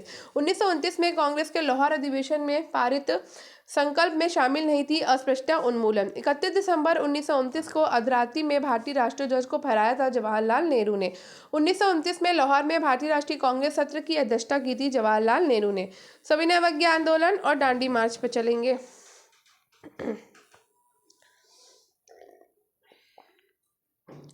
वो विदेशी पत्रकार जिसने धरसना सॉल्ट वर्क्स पर सत्याग्रह के बारे में समाचार दिए वो था वेब मिलर। प्रसिद्ध दांडी मार्च शुरू हुआ था 12 मार्च 1930 को। नमक सत्याग्रह के समय गांधी जी के गिरफ्तार हो जाने के बाद आंदोलन के नेता के रूप में उनका स्थान लिया था अब्बास तैयब जी ने। गांधी जी धलसना नमक गोदाम पर कांग्रेस कार्यकर्ताओं के धावे के समय कहाँ थे? यरवदा जेल में। वो आंदोलन जिसमें भाग लेने के लिए विनोबा भावे प्रथम बार गिरफ्तार हुए वो है सविनय अवज्ञा आंदोलन। शक्ति के विरुद्ध अधिकार की इस लड़ाई में मैं विश्व की सहानुभूति चाहता हूँ, ये कथन संबद्ध है गांधी के दांडी मार्च से, ठीक है, यानी कि दांडी यात्रा से। वह प्रांत जिसके सत्याग्रहियों की संख्या सत्याग्रह की संख्या गांधी के दांडी कूच में सर्वाधिक थी, वो है गुजरात। गांधी ने दांडी यात्रा किस आदर्श वाक्य के साथ शुरू की थी? अंत तक लड़ो। भारतीय इतिहास में तिथि 6 अप्रैल 1930 जानी जाती है गांधी जी के द्वारा दांडी मार्च के लिए। गांधी जी ने दांडी मार्च शुरू किया था नमक कानून तोड़ने के लिए। वानर सेना और मंजरी सेना संबद्ध है सविनय अवज्ञा आंदोलन से। गांधी की यात्रा से संबंधित दांडी स्थित है नौसारी जिले में। गांधी इरविन समझौता, कराची अधिवेशन और गोलमेज सम्मेलन। तो तीनों गोलमेज सम्मेलनों में भाग लेने वाले भारतीय नेता थे भीमराव अंबेडकर। गोलमेज सम्मेलन जिसमें भारतीय राष्ट्रीय कांग्रेस के प्रतिनिधि ने प्रथम बार भाग लिया था, वो है द्वितीय गोलमेज सम्मेलन। गांधी इरविन समझौता हुआ था 1931 में। गांधी जी के द्वारा जब द्वितीय गोलमेज सभा में भाग लेने लंदन गए थे, ठहरे थे तो किंग्सले हॉल में। किसने भारतीय राष्ट्रीय कांग्रेस के कराची अधिवेशन 1931 को गांधी जी की लोकप्रियता और सम्मान की पराकाष्ठा माना? वो है एच.सी. बोस। गांधी इरविन समझौते में किस आंदोलन को रोकने का प्रावधान था? सविनय अवज्ञा आंदोलन को। किसने गांधी इरविन समझौते में गांधी जी के लाभ को सांत्वना पुरस्कार कहा? एलन कैम्पबेल जॉनसन ने। इरविन और गांधी को दो महात्मा कहा था? सरोजनी नायडू ने। लंदन में संपन्न हुए गोलमेज सम्मेलन में भारतीय सहयोग का प्रतिनिधित्व किया था के.टी. पाल ने। गांधी इरविन समझौता हुआ मुख्य रूप से गोलमेज सम्मेलन में कांग्रेस की भागीदारी सहज करने के लिए। चलेंगे सांप्रदायिक अधिनिर्णय और पूना समझौते पे। तो क्या आप मुझे एक भी स्वतंत्र देश दिखा सकते हैं जहां पृथक मताधिकार हो? अंग्रेज जा चुके हैं परंतु वे शरारत छोड़ गए। ये वहां के संविधान सभा की बहस में कहा गया था सरदार वल्लभ भाई पटेल के द्वारा। पूना पैक्ट पर हस्ताक्षर किसने किए? गांधी जी और अंबेडकर ने। 1932 में पूना पैक्ट के बाद हरिजन सेवक संघ की स्थापना हुई और इसके अध्यक्ष थे घनश्याम दास बिरला। गांधी जी क्षणिक भूत की भांति धूल उठाते हैं लेकिन स्तर नहीं, ये कहा था भीमराव अंबेडकर ने। कांग्रेस समाजवादी पार्टी। तो 1934 में पटना में अखिल भारतीय कांग्रेस समाजवादी पार्टी के संयोजक थे जयप्रकाश नारायण। वो भारतीय राष्ट्रीय कांग्रेस का अधिवेशन जिसमें जवाहरलाल नेहरू ने समाजवाद को भारत की समस्याओं को हल करने की कुंजी बताया, वो है लखनऊ। मैं एक समाजवादी और गणतंत्रवादी हूँ और मुझे राजाओं और राजकुमारों में विश्वास नहीं, ये कथन है जवाहरलाल नेहरू का। भारत में साम्यवाद के उच्चतम पुजारी कहा गया है जवाहरलाल नेहरू को। प्रथम अखिल भारतीय समाजवादी युवा कांग्रेस के सभापति थे जवाहरलाल नेहरू। अब चलेंगे प्रांतीय चुनाव और मंत्रिमंडलों के गठन पे। तो 1940 के रामगढ़ अधिवेशन की अध्यक्षता की थी मौलाना अबुल कलाम आजाद ने। 1937 में प्रांतों में मंत्रिमंडल के निर्माण के उपरांत कांग्रेस शासन की अवधि थी 28 महीने। प्रांत जहां 1937 के आम चुनाव के बाद भारतीय राष्ट्रीय कांग्रेस ने अपनी सरकार नहीं बनाई, वो है बंगाल। 1937 के चुनाव के बाद यूपी में गठित मंत्रिमंडल में वित्त विभाग सौंपा गया था रफीक अहमद किदवई को। चलेंगे कांग्रेस के त्रिपुरी अधिवेशन और फॉरवर्ड ब्लॉक की स्थापना पे। तो सुभाष चंद्र बोस ने भारतीय राष्ट्रीय कांग्रेस से इस्तीफा दे दिया, तब उस सीट के लिए नाम प्रस्तावित किया गया था राजेंद्र प्रसाद को। तो कौन सा कांग्रेस अधिवेशन था? ये था त्रिपुरी अधिवेशन। कब हुआ था? 1939 में।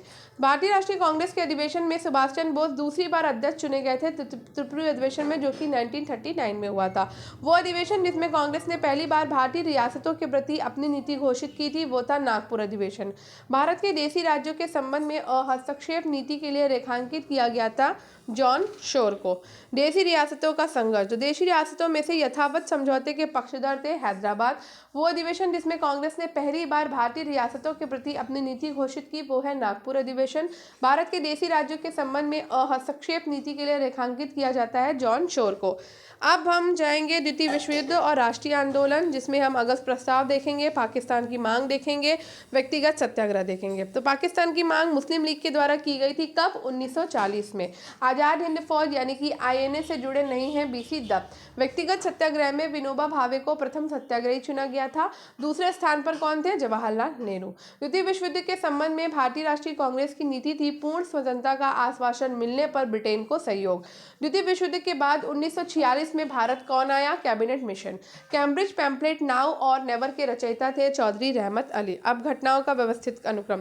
तो अगस्त प्रस्ताव हमने किया 1940 में, क्रिप्स मिशन क्रिप्स प्रस्ताव आता है 1942 में, सीआर फॉर्मूला आता है 1944 में और वेवल योजना आती है 1945 में। आगे चलते हैं।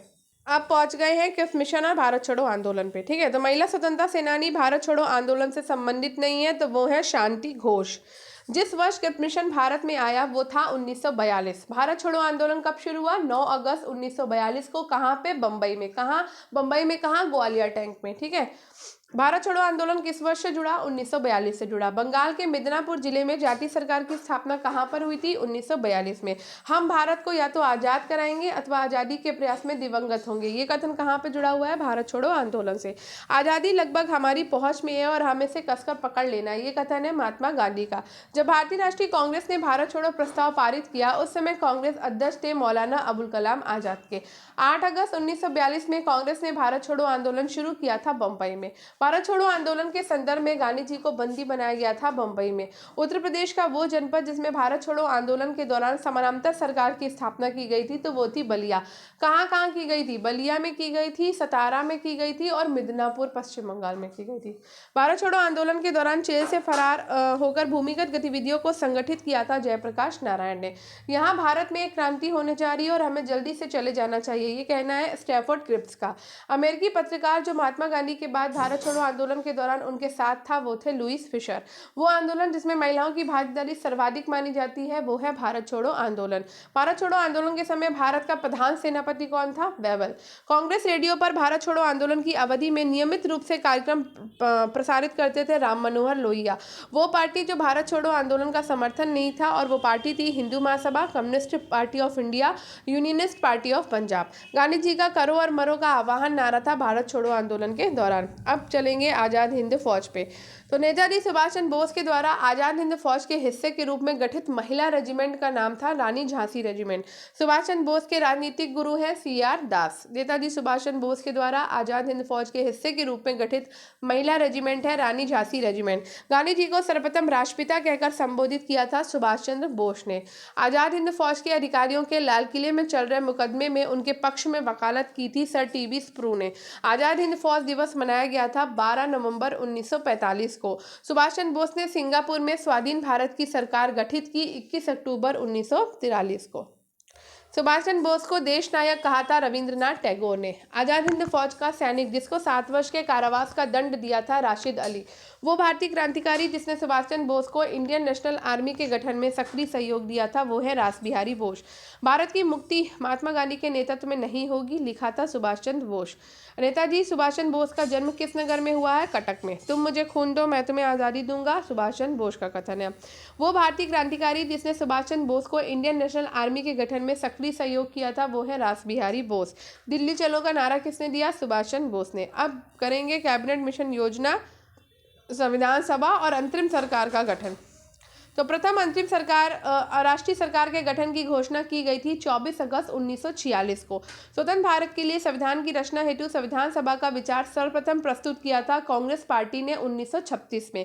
कैबिनेट मिशन के भारत आगमन के समय भारतीय राष्ट्रीय कांग्रेस के अध्यक्ष थे मौलाना अबुल कलाम आजाद। भारतीय संविधान की पांडुलेखन समिति के अध्यक्ष थे भीमराव अंबेडकर। सांप्रदायिक एवं अन्य समस्याओं के न्यायसंगत समाधान का एकमात्र तरीका संविधान सभा ही है, और ये घोषणा 1939 में की थी महात्मा गांधी ने। वेवल योजना कब आई? 1945 में। कैबिनेट मिशन प्लान कब आया? 1946 में। माउंटबेटन प्लान कब आया? 1947 में। और बॉम्बे मिशन कब आया? 1944 में। माउंटबेटन योजना भारत का विभाजन एवं स्वतंत्रता। तो कौन महिला स्वतंत्रता सेनानी भारत छोड़ो आंदोलन से संबंधित नहीं है? वो है शांति घोष। भारतीय स्वाधीनता विधेयक को राज्य की स्वीकृति प्राप्त हुई थी 18 जुलाई 1947 को। मेरा अंतिम उद्देश्य प्रत्येक व्यक्ति की आंख से आंसू पोंछना होगा, ये कथन है जवाहरलाल नेहरू का। अगस्त 1947 में स्वतंत्रता दिवस के समारोह में वो नेता जो सम्मिलित नहीं हुआ, वो है महात्मा गांधी। भारत स्वतंत्र हुआ उस समय कांग्रेस के अध्यक्ष थे JB कृपलानी। भारत विभाजन के संदर्भ में 1947 में नियुक्त सीमा आयोग की अध्यक्षता की थी रेड क्लिफ ने। नई दिल्ली में 1947 में आयोजित अखिल भारतीय कांग्रेस समिति की बैठक में विभाजन के प्रस्ताव का समर्थन किया था अबुल कलाम आजाद ने। भारतीय स्वतंत्रता विधेयक को राज्य की स्वीकृति प्राप्त हुई थी 18 जुलाई 1947 को। माउंटबेटन योजना आधार बनी है देश के विभाजन की। आगे बढ़ते हैं। अखिल भारतीय कांग्रेस की 14 जून 1947 को संपन्न हुई बैठक में भारत विभाजन के विपक्ष में मतदान किया था खान अब्दुल गफ्फार खान ने। पहले अवसर पर भारत के प्रधानमंत्री की नियुक्ति की थी गवर्नर जनरल ने। भारतीयों को वर्ष 1947 में सार्वभौम सत्ता सौंपने की योजना को नाम से जानी जाती है माउंटबेटन योजना के नाम से। ब्रिटिश सरकार भारत के विभाजन के लिए उत्तरदायी नहीं है, ये कथन था एटली का। वही योजना जो भारतीय स्वतंत्रता का आधार बनी है, वो है माउंटबेटन योजना।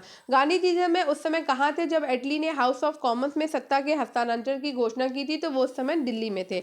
भारत के विभाजन के समय ब्रिटिश भारत का वो प्रांत जिसने संयुक्त और स्वतंत्र अस्तित्व की योजना प्रस्तावित की थी वो था पंजाब प्रांत।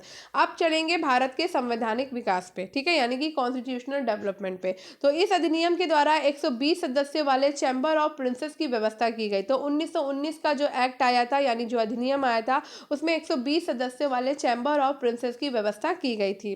ब्रिटिश इंडिया के अधिनियम ने सामूहिक कार्य चालन के स्थान पर विभाग या विभागीय पद्धति के द्वारा वायसराय की कार्यकारी परिषद पे उनके प्राधिकार को और अधिक बल प्रदान किया। तो ये था भारतीय परिषद अधिनियम 1861। 120 सदस्यों वाले चैम्बर ऑफ प्रिंसेस की व्यवस्था की गई थी 1919 के अधिनियम में। सर्वेंट्स ऑफ इंडिया सोसाइटी की स्थापना 1905 में पुणे महाराष्ट्र में की गई थी गोपाल कृष्ण गोखले के द्वारा। बोर्ड ऑफ कंट्रोल की स्थापना पीट्स इंडिया अधिनियम 1784 के अंतर्गत की गई है, जिसके द्वारा ईस्ट इंडिया कंपनी के व्यापारिक अधिकारों की समाप्ति की गई। वो था 1813 का चार्टर एक्ट, जिसमें भारतवासियों को अपने देश के प्रशासन में कुछ हिस्सा लेना संभव बनाया। वो था चार्टर एक्ट 1833। पहली बार भारत में एक क्रियाशील विधान परिषद का सृजन किया, वो आपका चार्टर था चार्टर एक्ट 1853। ठीक है, भारत में अप्रत्यक्ष निर्वाचन की प्रथा शुरू की गई थी 1892 में। लोक सेवाओं की परीक्षा इंग्लैंड और भारत में एक साथ कराने की संस्तुति की थी मॉन्टेग्यू चेम्सफोर्ड रिपोर्ट ने। भारत में पहली बार लोक सेवा आयोग की स्थापना गवर्नमेंट ऑफ इंडिया एक्ट 1919 के अधिनियम से हुई थी। 1909 के इंडियन काउंसिल एक्ट में व्यवस्था की गई थी सांप्रदायिक प्रतिनिधित्व की। द्वैध शासन प्रणाली भारत में कार्यान्वित रही है 1921 से लेकर 1937 तक। 1935 के अधिनियम के बारे में कहा था कि एक कार जिसमें ब्रेक तो है पर इंजन नहीं, ये कहा था जवाहरलाल नेहरू ने। भारत सरकार अधिनियम 1935 को गुलामी का अधिकार पत्र कहा था जवाहरलाल नेहरू को। राष्ट्रीय आंदोलन की अवधि में जिस घटना ने मतभेद के बीज बोए और अंततः देश का विभाजन कराया वो था विधानसभाओं में मुसलमानों के लिए प्रत्येक निर्वाचन क्षेत्रों और स्थानों का आरक्षण। भारत में अंग्रेजी शिक्षा आरंभ की गई थी विलियम बेंटिक के द्वारा। ठीक है, आगे बढ़ते हैं। चार्टर अधिनियम 1813 भारत के लिए महत्वपूर्ण समझे जाने का एक कारण है। इसके द्वारा भारतीयों की शिक्षा के लिए वित्तीय प्रावधान किया गया। भारत सरकार का वो एक्ट जिसमें मुसलमानों के लिए पृथक मतदान व्यवस्था की स्वीकृति दी गई वो है 1919 का मार्ले मिंटो सुधार। अब चलते हैं आधुनिक भारत की महत्वपूर्ण संस्थाएं और उनके संस्थापक पे। द यूनाइटेड इंडियन पेट्रियार्ट एसोसिएशन की स्थापना की थी सर सैयद अहमद खान ने। डी स्कूलिंग सोसाइटी की अवधारणा दी है इवान इलिच ने। सरदार अजीत सिंह भारत माता सोसाइटी के संगठन से संबंधित है। नौजवान भारत सभा से भगत सिंह संबंधित है। Hindustan socialist Republic party association से चंद्रशेखर आजाद संबंधित है और अभिनव भारत समाज से संबंधित है विनायक दामोदर सावरकर। यानी कि भारत माता सोसाइटी की स्थापना सरदार अजीत सिंह ने की। नौजवान भारत सभा की स्थापना भगत सिंह ने करी है। Hindustan socialist Republican party association यानी कि HSRA चंद्रशेखर आजाद ने की है और अभिनव भारत जो है वो विनायक दामोदर सावरकर के द्वारा स्थापित की गई है। आगे बढ़ते हैं। संगठन और स्थापना वर्ष, ठीक है, तो society for translating European sciences 1825 में स्थापित की गई। Indian association for the cultivation of science 1876 में स्थापित हुआ। अलीगढ़ साइंटिफिक सोसाइटी 1864 में स्थापित हुई और बिहार साइंटिफिक सोसाइटी 1872 में। महात्मा गांधी ने अहमदाबाद में साबरमती आश्रम की स्थापना 1917 में की थी। रिपब्लिक पार्टी ऑफ इंडिया के संस्थापक हैं भीमराव अंबेडकर। बंगाल में कृषक प्रजा पार्टी के नेता हैं फजलुल हक। भारत में थियोसॉफिकल सोसाइटी की सफलता मुख्यतः थी एनी बेसेंट के कारण। हरिजन सेवक संघ के संस्थापक अध्यक्ष हैं GD बिरला। हरिजन सेवक संघ का पहले नाम था all India anti untouchability league. India independence league की स्थापना की थी रास बिहारी बोस ने। दारुल उलूम की स्थापना की है मौलानी शिबली नुमानी ने। युगांतर पार्टी का नेतृत्व किया था जतींद्र नाथ मुखर्जी ने। अब चलेंगे भारत के विभिन्न गवर्नर जनरल और वायसराय पे। ठीक, तो सर्वप्रथम भारतीय राष्ट्रीय कांग्रेस के संबंध में कहा था कि ये केवल एक सूक्ष्म अल्पसंख्यक वर्ग का प्रतिनिधित्व करती है, तो ये कथन है डफरिंग का। माउंटबेटन ने वन मैन बाउंड्री फोर्स कहकर संबोधित किया है महात्मा गांधी को। गवर्नर जनरल जिसके कार्यकाल में प्राचीन स्मारक संरक्षण अधिनियम पारित हुआ वो था कर्जन। ठीक है, आगे बढ़ते हैं। भारत में डाक टिकट का चलन शुरू किसने किया? डलहौजी ने किया। ब्रिटिश संसद में महाभियोग का मुकदमा चलाया गया था वॉरेन हेस्टिंग पे। भारत का पहला गवर्नर जनरल था विलियम बेंटिक। भारत में अंग्रेजों के समय में प्रथम जनगणना हुई है तो मेयो के काल में हुई है। वायसराय जिसकी हत्या अंडमान निकोबार द्वीप समूह में जब वे भ्रमण पर थे एक दंडित अपराधी के द्वारा की गई तो वो था मेयो। भारत में कर्जन के प्रशासन की तुलना औरंगजेब से किसने करी है?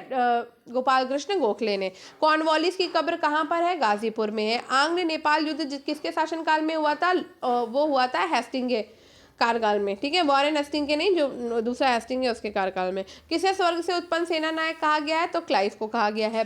भारतीय लोक सेवा का प्रवर्तन किया गया है कॉर्नवालिस के शासनकाल में। The problem of the for east नामक पुस्तक के लेखक कौन है? कर्जन है। भारतीय समाचार पत्रों को कठोर नियंत्रण से मुक्त कराया था मेटकॉफ ने, चार्ल्स मेटकॉफ ने। गवर्नर जनरल जिसने भारत में दास प्रथा को समाप्त कर दिया तो एलन बरो ने दास प्रथा को समाप्त कर दिया था। गांधी जी को वन मैन बाउंड्री फोर्स कहकर संबोधित किया था माउंटबेटन ने। भारत का एकमात्र यहूदी वायसराय था रीडिंग। दिल्ली में प्रवेश के अवसर पर बम फेंका गया था तो हॉर्डिंग के प्रवेश के समय पे फेंका गया था। तथाकथित कुशासन के आधार पर वो गवर्नर जनरल जिसने मैसूर राज्य के शासन को ले लिया था वो है विलियम बेंटिक। स्वतंत्र भारत का प्रथम गवर्नर जनरल कौन है? माउंटबेटन है। जिसने भारत में प्रथम बार सिविल सेवाओं को इंट्रोड्यूस किया था वो था कॉर्नवालिस। बंगाल में भू व्यवस्था को पुनर्गठित करने वाला गवर्नर जनरल है कॉर्नवालिस। प्रथम आंग्ल बर्मा युद्ध के दौरान भारत का गवर्नर जनरल था एमहर्स्ट। भारत में दीपावली घोषणा की थी इरविन ने। भारत में सर जॉन शोर की नीति को अपनाया गया गैर हस्तक्षेप की नीति के रूप में। अब हम विभिन्न पत्र पत्रिकाएं, पुस्तकें और उनके लेखक और संपादक भी देख लेंगे। The philosophy of the Bombay के लेखक हैं भगवती चरण वोरा। कॉमरेड समाचार पत्र है, लिखा जाता था अंग्रेजी भाषा में। नवजीवन आता था गुजराती में। स्वदेशी मित्रन आता था तमिल में और सुलभ समाचार आता था बंगाली में। डेथ इन बनारस पुस्तक के लेखक है जयनाथन पैरी। 1809 में राजा राममोहन राय ने अपनी प्रसिद्ध पुस्तक गिफ्ट टू मैनोथिस्ट लिखा है फारसी में। Poverty and un British rule India नामक पुस्तक प्रकाशित हुई 1901 में। ब्रिटिश उपनिवेशवाद के विरुद्ध भोजपुरी में लोकप्रिय कविता फिरंगिया लिखने वाले कवि का नाम था मनोरंजन। संस्कृति के 4 अध्याय पुस्तक के लेखक कौन है? रामधारी सिंह दिनकर। समाचार पत्र और प्रकाशन का स्थान, तो स्वदेश समाचार पत्र गोरखपुर में प्रकाशित होता था। भारत बंधु हाथरस में प्रकाशित होता था। सत्यवादी आगरा में प्रकाशित होता था और शक्ति अल्मोड़ा में प्रकाशित होता था। ठीक है, अब हम समाचार पत्र और प्रांत को देखेंगे। तो अमृत बाजार पत्रिका आपकी बंगाल प्रांत से आती थी। वॉइस ऑफ इंडिया बंबई प्रांत में आता था। ट्रिब्यून आपका पंजाब प्रांत में आता था और हिंदू आपका मद्रास प्रांत में आता था। ठीक है, अब समाचार पत्र और भाषा, तो दर्पण आपका मराठी भाषा में आता था। संवाद प्रभाकर समाचार पत्र आपका बंगाली भाषा में आता था। मुंबई समाचार पत्र आपका गुजराती भाषा में आता था। स्वदेश मित्रन समाचार पत्र तमिल भाषा में आता था। न्यू लैम्प्स फॉर ओल्ड शीर्षक से लेखों की एक श्रृंखला प्रकाशित की जिसमें नरमपंथी राजनीति की आलोचना प्रस्तुत की गई। किसके द्वारा? अरविंद घोष ने। वंदे मातरम क्रांतिकारी पत्र के संपादक थे Madam Bhikaji Cama. Indian War of Independence 1857 के लेखक हैं वी.डी. सावरकर। मराठी पाक्षिक बहिष्कृत भारत आरंभ किया था भीमराव अंबेडकर ने। कौमी आवाज पत्र की शुरुआत करी थी जवाहरलाल नेहरू ने। अंग्रेजी पत्र इंडिपेंडेंस जुड़ा था मोतीलाल नेहरू से। कारागार जहां पंडित जवाहरलाल नेहरू ने अपनी प्रसिद्ध पुस्तक डिस्कवरी ऑफ इंडिया लिखी थी वो था अहमदाबाद फोर्ट जेल। महात्मा गांधी की वो पुस्तक जिसमें उन्होंने ब्रिटिश पार्लियामेंट को बांझ और वैश्या कहा, हिंद स्वराज। पत्रकार जो महात्मा गांधी का जीवनीकार है लुई फिशर। अंग्रेजी साप्ताहिक वंदे मातरम के साथ अपने को संबद्ध किया अरविंद घोष ने। नील आंदोलन का जमकर समर्थन करने वाले हिंदू पैट्रियाट के संपादक थे हरीश चंद्र मुखर्जी। नील दर्पण नाटक के लेखक थे Dinabandhu Mitra. Indian Society of Oriental Art की स्थापना की थी अवनींद्रनाथ टैगोर ने। प्रख्यात समाज सुधारक जिन्होंने ज्ञान योग, कर्मयोग, राजयोग नामक पुस्तकें लिखी वो है स्वामी विवेकानंद। क्रांतिकाली काल की वो लोकप्रिय पत्रिका जो अनेक कारणों से कांग्रेस की आलोचना करती थी वो है काल। भारतीयों के द्वारा अंग्रेजी भाषा में प्रकाशित प्रथम समाचार पत्र था Hindu Patriot. Journey through the Kingdom of Oudh in the Year 1849-50 रिपोर्ट लिखी गई थी W.H. स्लीमैन के द्वारा। The Man Who Divided India पुस्तक के लेखक हैं Rafiq Zakaria. The Indian Struggle नामक पुस्तक लिखी है सुभाष चंद्र बोस ने। स्वदेश वाहिनी के संपादक हैं के रामकृष्ण पिल्ले। आर्यों के आदि देश के बारे में लिखा है बाल गंगाधर तिलक ने। बापू माई फादर शीर्षक संस्मरण लिखा मनु बहन गांधी ने। मैं अनीश्वरवादी क्यों हूँ शीर्षक की पुस्तिका लिखी है भगत सिंह ने। इंडिया स्ट्रगल फॉर इंडिपेंडेंस पुस्तक के लेखक है Vipin Chandra. Mountbatten and the Partition of India पुस्तक के लेखक है Larry Collins and Dominique Lapierre. Pierre. Bandi Jeevan पुस्तक के लेखक है सचिन सान्याल। मदर इंडिया पुस्तक लिखी है कैथरीन मेयो ने। प्रसिद्ध गीत सारे जहां से अच्छा हिंदुस्तान हमारा की रचना मोहम्मद इकबाल ने की है। स्प्रिंगिंग टाइगर पुस्तक जीवनी है सुभाष चंद्र बोस की। कॉमनवेल्थ पत्र जुड़ा है एनी बेसेंट से। Indian national movement the long term dynamics के लेखक है बिपिन चंद्र। 1920 में लाहौर में लाला लाजपत राय के द्वारा उर्दू का समाचार पत्र शुरू किया गया था वंदे मातरम। अपनी साहित्यिक कृतियों के द्वारा स्वतंत्रता संग्राम में योगदान हेतु राष्ट्रकवि का सम्मान प्रदान किया गया था मैथिली शरण गुप्त को। एक साप्ताहिक के रूप में यंग इंडिया का शुभारंभ स्वराज पार्टी ने किया है। गांधी बनाम लेनिन नामक पुस्तक लिखी थी ऐसे डांगे ने। क्रांतिकारी जिसने An Introduction to the Dreamland लेख लिखा था भगवती चरण वोहरा। महात्मा गांधी के जीवनीकार हैं BR Nanda Louis Fischer. British शासन के विरुद्ध संघर्ष के प्रारंभिक दौर में चले समाचार पत्र इंडियन मिरर के संपादक थे SN सेन। अंधेर नगरी चौपट राजा के लेखक है भारतीय हिंदू हरिश्चंद्र। आंदोलन जिसमें वंदे मातरम भारतीय राष्ट्रीय आंदोलन का शीर्षक गीत बना वो है स्वदेशी आंदोलन। हिंदू समाचार पत्र के संपादक हैं वीर राघवाचारी। केसरी के संपादक हैं BG तिलक। सुधार के संपादक हैं GK Gokhale. Voice of India के संपादक हैं दादा भाई नौरोजी। इंडिया डिवाइडेड नामक पुस्तक के लेखक है डॉक्टर राजेंद्र प्रसाद। और दिलीप मुखर्जी के हैं टेररिस्ट। SN बनर्जी के हैं SN बनर्जी हैं नेशन इन मेकिंग के। और my experiment with truth Mahatma Gandhi की है। ठीक है, आगे बढ़ते हैं। समाचार दर्पण के हैं मार्शमैन। मिरातुल अखबार के हैं राम मोहन राय। केसरी के संपादक हैं BG तिलक। और यंग इंडिया के हैं महात्मा गांधी। ठीक है, अब लेखक और पुस्तक के शीर्षक पे जाएंगे तो BD सावरकर ने the Indian War of Independence लिखी है। RC मजूमदार की है the Sepoy Mutiny and the Revolt of 1857। SB Chaudhuri की है Civil Rebellion in the Indian Mutinies. Ashok Mehta की है द ग्रेट रिबेलियन। समाचार पत्र और प्रकाशक में जाएंगे तो बंगाली सुरेंद्रनाथ बनर्जी का है। बंगवासी जोगेंद्र नाथ बोस का है। वंदे मातरम अरविंद घोष का है। अमृत बाजार पत्रिका मोतीलाल घोष का है। ठीक, दादा भाई नौरोजी की है poverty and British rule in India. Dayanand Saraswati की है सत्याग्रह प्रकाश। बाल गंगाधर तिलक की है गीता रहस्य। और बंकिम चंद्र चटर्जी की है आनंद मठ। अब चलते हैं विविध पे। तो जेल जहां सुभाष चंद्र बोस लोकमान्य तिलक लाला लाजपत राय ने अपना बंदी जीवन व्यतीत किया वो है मंडले जेल। शास्त्रीय गायक और संबंधी घराना पे जाएंगे तो मिर्जू महाराज जो है वो कालका बिंदादीन घराने से हैं। उस्ताद राशिद खान रामपुर सहसवान घराने से हैं। पंडित छन्नू लाल मिश्रा किराना घराने से हैं। और प्रभात रे जो है वो किराना घराने से हैं। भारतीय स्वतंत्रता संग्राम के दौरान लाठी क्लब की स्थापना बाल गंगाधर तिलक ने करी। मुजफ्फरपुर में सेशन जैन कोर्ट किंग्सफोर्ड पर बम फेंका था खुदीराम बोस और प्रफुल्ल चाकी ने। 1929 में अखिल भारतीय ट्रेड यूनियन कांग्रेस के अध्यक्ष रहे हैं जवाहरलाल नेहरू। ठीक है, आगे बढ़ते हैं। साइमन कमीशन का गठन नवंबर 1927 में हुआ। नेहरू रिपोर्ट अगस्त 1928 में आई। शारदा अधिनियम 28 सितंबर 1929 को हुआ। और डांडी मार्च 12 मार्च 1930 में हुआ। नाइटहुड की उपाधि को त्याग दिया था रविन्द्रनाथ टैगोर ने। DK कार्वे से संबंधित कार्यपद सचिव विंडो री marriage association. JED Bethune Calcutta में कन्या विद्यालय की स्थापना। ईश्वरचंद विद्यासागर कलकत्ता में संस्कृत कॉलेज के प्रचार। और BM मालाबारी बाल विवाह विरुद्ध संघर्ष प्रारंभ करना। सिखों के द्वारा अपनी पृथक पहचान के लिए 19वीं शताब्दी में सिंह सभा आंदोलन प्रारंभ हुआ। प्रथम सिंह सभा का प्रारंभ हुआ अमृतसर में। भारतीय संविदा अधिनियम आया 1872 में। वस्तु विक्रय अधिनियम 1930 में। साझेदारी अधिनियम 1932 में। कंपनीज अधिनियम 1956 में। कुंडी का अर्थ होता है हुंडी।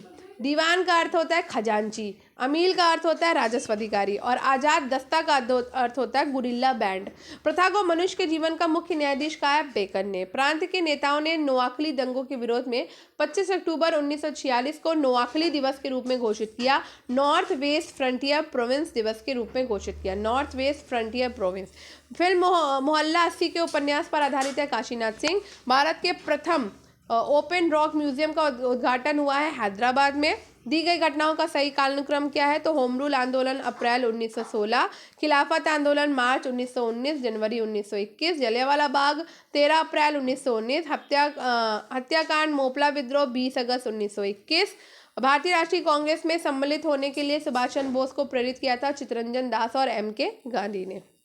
साइमन कमीशन आपका 1927-28 में आता है। भारत छोड़ो आंदोलन हम 9 अगस्त 1942 को करेंगे। कैबिनेट मिशन हम 24 मार्च 1946 को करेंगे और संविधान निर्मात्री सभा हम 9 दिसंबर 1946 को करेंगे। भारत पाक के मध्य शिमला समझौता जिस वर्ष हस्ताक्षरित हुआ था वो था 1972। वे दो कांग्रेस अध्यक्ष जिन्हें गांधी के अनुयायियों जो कांग्रेस में बहुमत में थे के विरोध और सहयोग के कारण पदत्याग करना पड़ा वो था चित्तरंजन दास और सुभाष चंद्र बोस।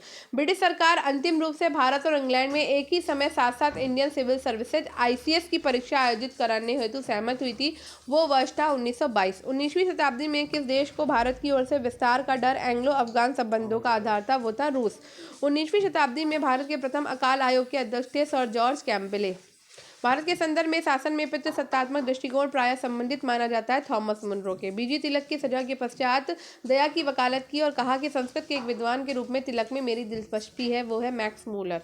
किसके पक्षधर नेहरू थे किंतु गांधी नहीं, तो भारी औद्योगिकरण। भारत का ध्वज गीत यानी कि झंडा गान के रचयिता है श्यामलाल गुप्ता पार्षद। ब्रिटिश हाउस ऑफ कॉमन्स के चुनाव जिस समय भारतीयों ने लड़ा वो थे W बनर्जी। भारत महान कवि रविन्द्रनाथ टैगोर एक महान चित्रकार के रूप में उभरे जब उनकी आयु थी लगभग 70 वर्ष। अन्य रजवाड़ों के भारत में विलय के बाद भी वे 3 राज्य जिन्होंने भारत में शामिल होने से विलंब किया वो है जूनागढ़, हैदराबाद और जम्मू कश्मीर। पत्रकार के कर्तव्य का निर्वहन करते हुए जेल जाने वाले प्रथम भारतीय थे बाल गंगाधर तिलक। नेहरू राष्ट्रभक्त हैं जबकि जिन्ना राजनीतिक। ये कथन है मौलाना अबुल कलाम आजाद का। भारतीय विदेश नीति जो तटस्थता पर आधारित थी का प्रारंभ किया था जवाहरलाल नेहरू ने। भगत सिंह का स्मारक कहाँ पर है? फिरोजपुर पंजाब में।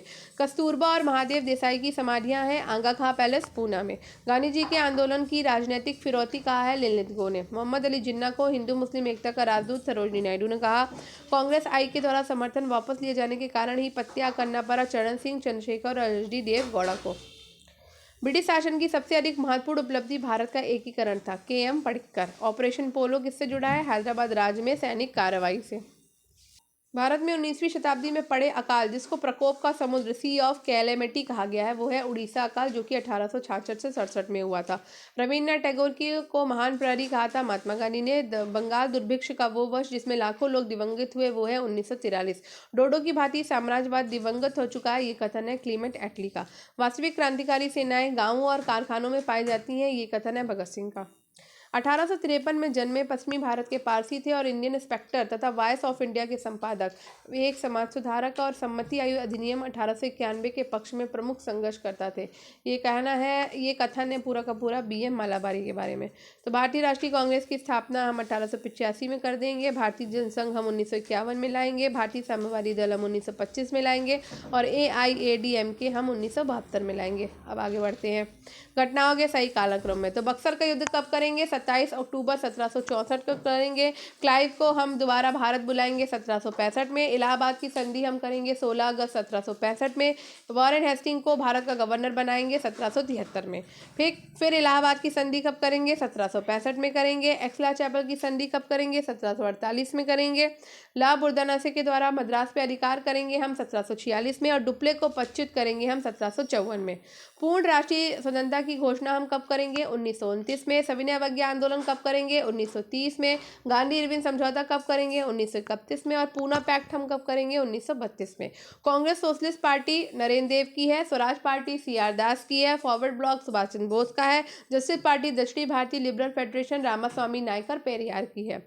जल सेना अधिनियम हम 1927 में बनाएंगे। सविनय अवज्ञा आंदोलन हम 1930 में करेंगे। द्वितीय गोलमेज अधिवेशन हम 1931 में करेंगे और सांप्रदायिक निर्णय हम 1932 में करेंगे। महाराजा हरि सिंह ने विलय पत्र पर हस्ताक्षर कब किए? 26 अक्टूबर 1947 को। भारत का संविधान कब लागू हुआ? 26 जनवरी 1950 को। जम्मू कश्मीर की प्रभुसत्ता संपन्न संविधान सभा ने भारत में विलय को अनुमोदित कब किया? 15 जनवरी 1954 को। जम्मू कश्मीर राज्य का नया संविधान लागू हुआ था 26 जनवरी 1957 को।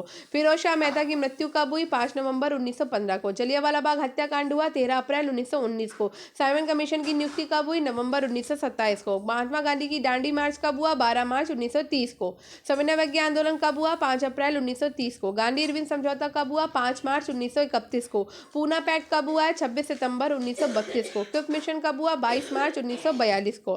इंडियन एसोसिएशन किसका है? सुरेंद्रनाथ बैनर्जी का। पूना सार्वजनिक सभा महादेव गोविंद राणा डे की है। बम्बई प्रेसिडेंसी एसोसिएशन फिरोज शाह मेहता का है और मद्रास महाजन सभा P आनंद चार्लू का है। यंग बंगाल आंदोलन हेनरी विवियन डिराजियो का है। बहिष्कृत हितकारी सभा डॉक्टर भीमराव अम्बेडकर की है। थियोसॉफिकल सोसाइटी कर्नल बॉयकॉट की है। यूनाइटेड इंडियन पेट्रियट एसोसिएशन है सैयद अहमद खान का।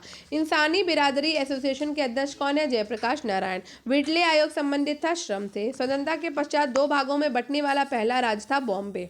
अब नारा और निर्माता देख लेते हैं। तो भैया दिल्ली चलो है सुभाष चंद्र बोस का, आराम हराम है जवाहरलाल नेहरू का, करो मरो है महात्मा गांधी का, स्वराज हमारा है बाल गंगाधर तिलक का। आगे बढ़ते हैं। आगे बढ़ते बढ़ते हम पहुंच गए हैं इंडियन ज्योग्राफी पे, और इंडियन ज्योग्राफी हम करेंगे कल। तो आज के लिए इतना ही। आज हमने पूरी मॉडर्न इंडियन हिस्ट्री कवर कर ली है बहुत ही फास्ट से। इससे ज़्यादा फास्ट मैं नहीं करा सकती थी, इतना फास्ट मैंने कराया, उतना फास्ट आपको भी करना है, ठीक। तो अब हम इंडियन ज्योग्राफी कल करेंगे, उसके बाद इंडियन ज्योग्राफी यानी कि भारत भूगोल कर लेंगे, उसके बाद हम विश्व का भूगोल परसों करेंगे। यानी हर एक डे में आपका एक पूरा ख़त्म हो जाएगा, ठीक है। तो बहुत ज़्यादा नहीं है, अगर है भी तो कर लीजिए। मैं वैसे भी 2x स्पीड पर चल रही हूँ, और अगर आपको फिर भी लगता है कि मैं धीमी हूँ तो आपको 2x स्पीड पर चला के वीडियो को देख लेना है, ठीक है। तो मिलते हैं कल, तब तक के लिए बाय बाय। क्लास पसंद आई हो तो लाइक शेयर और चैनल को सब्सक्राइब करना बिल्कुल ना भूलें, और स्टडी विद अनु के साथ कनेक्टेड रहें। बाय बाय, कल मिलेंगे इंडियन ज्योग्राफी के साथ।